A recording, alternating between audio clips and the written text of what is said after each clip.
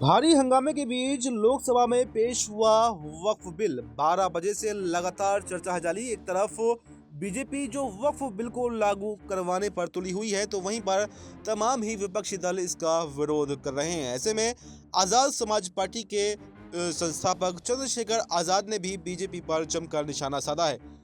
उन्होंने कहा कि आज देश का कमजोर तबका ये देख रहा है कि उनके साथ में कौन खड़ा हुआ है। आज जो हालात हैं संसद में, वो उस तरह के हैं कि सब लोग देख रहे हैं कि कौन किस तरफ खड़ा हुआ है। उन्होंने इसी मौके पर एक शेर भी कहा। उन्होंने कहा कि जलते घर को देखने वालों, फूस का छप्पर आपका है, आग के पीछे तेज हवा है, आगे मुकद्दर आपका है, और उसके कत्ल पर मैं भी चुप था, मेरा नंबर अब आया है, मेरे कत्ल पर आप भी चुप हो, अगला नंबर आपका है।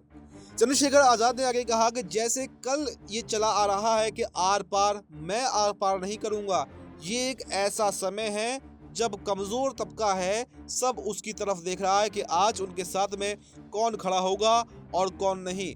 उनसे राजनीतिक लाभ तो हर कोई चाहता है, हर किसी ने उनका फायदा उठाया है, हर किसी ने उनसे झूठे वादे किए हैं और अभी भी कर रहे हैं। किसको वोट देकर वो गुमराह हुए हैं या ठगे गए हैं, ये सब देखने का समय अब आ गया है, क्योंकि संसद में वक्फ बिल पेश कर दिया गया है। चंद्रशेखर आजाद ने कहा कि आज मैं संसद में शुरू करूंगा उन लाइनों के साथ में जो मैंने अभी पढ़कर सुनाई कि जलते घर को देखने वालों, फूस का छप्पर आपका है, आग के पीछे तेज हवा है, आगे मुकद्दर आपका है, और उसके कत्ल पर मैं भी चुप था, मेरा नंबर अब आया है, मेरे कत्ल पर आप भी चुप हो, अगला नंबर आपका है। उन्होंने आगे कहा कि मैं ये आश्वस्त करना चाहता हूं कि पूरा संशोधन जो है वो आर्टिकल 13, 14, 25, 26, 50 और आर्टिकल 300 का उल्लंघन है। ये धार्मिक स्वतंत्रता पर प्रहार है। ये उनके ऊपर जबरन अपनी विचारधारा को थोपने का और उनके अधिकारों को लूटने का और वक्फ की संपत्ति को लूटने का सरकार ने एक एजेंडा बनाया है। इसलिए हम लोग इसके खिलाफ हैं, क्योंकि ये संविधान के खिलाफ है।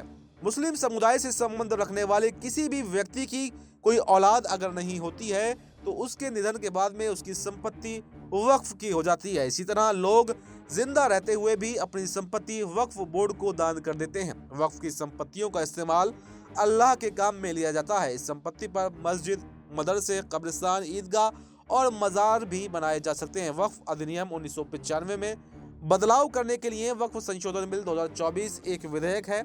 इसका मकसद वक्फ संपत्तियों के प्रबंधन, पारदर्शिता और दुरुपयोग रोकने के लिए नियमों को सख्त करना है। संशोधन में यह बताया गया है कि वक्फ की पुरानी संपत्तियों से छेड़छाड़ नहीं की जाएगी, राज्य सरकार की भूमिका बनी रहेगी। साथ ही बोर्ड में 2 गैर मुस्लिम होंगे और वक्फ ट्रिब्यूनल में 3 सदस्य होंगे। इसके अलावा कलेक्टर की जगह जांच के लिए वरिष्ठ अधिकारी नियुक्त होगा। वहीं एक शर्त यह भी है कि 5 साल इस्लाम मानने वाला ही व्यक्ति जो है संपत्ति वक्फ कर सकता है।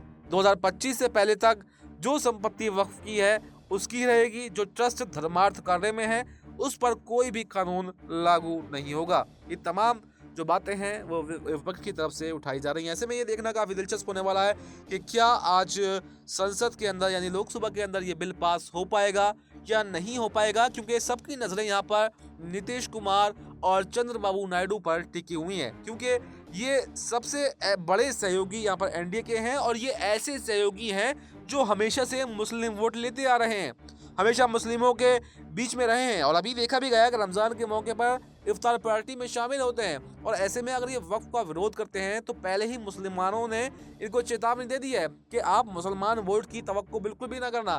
तो ऐसे में ये देखा जा रहा है कि अगर ये लोग यू टर्न लेते हैं, अगर ये बीजेपी से अपना साथ अलग कर लेते हैं, तो यहाँ पर ये बिल पास नहीं हो पाएगा और मुसलमान जिस बात को उठा रहे हैं वो बात कहीं ना कहीं सही होती हुई दिखाई देगी। ऐसे में अब ये देखना काफ़ी दिलचस्प हो जाएगा कि आखिर आज ये तय हो जाएगा कि बिहार चुनाव में भी क्या होने वाला है और नीतीश कुमार, चंद्रबाबू नायडू क्या मुसलमानों के साथ में कभी थे, कभी हैं या नहीं, सिर्फ वोटों की राजनीति करते आए हैं। ये आज वक्फ बिल के बाद में साफ हो जाएगा। इस पूरे मुद्दे पर आपकी क्या राय है, कमेंट बॉक्स में अपनी राय ज़रूर दें। धन्यवाद।